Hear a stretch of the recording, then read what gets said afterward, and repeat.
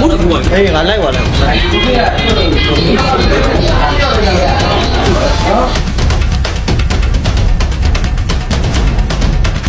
ခိုးမအောက်ဆိုင်မုံခိုးရတယ်တခိုးမ ငါ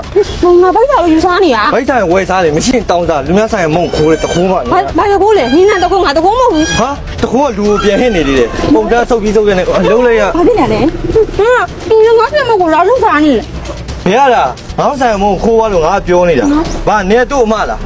တို့မဆိုကိုညီမကိုကောင်းမပြောငါနေရာမှာတခြားလူဆိုတိတ်နေပြီ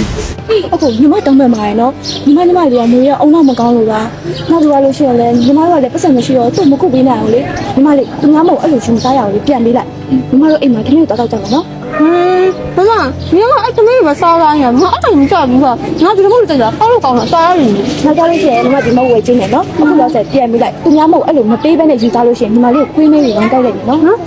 ခွေးမေးပြီးကောင်းပါအဲ့ကြောင့်သားတော့အကိုရညီမတောင်းပန်ပါရနော်ညီမတို့တောင်းပန်ပြပါနော်အကိုမသားအောင်နေမကောငါစီးကျင်နေတာပြီးသူ့မဟုတ်လို့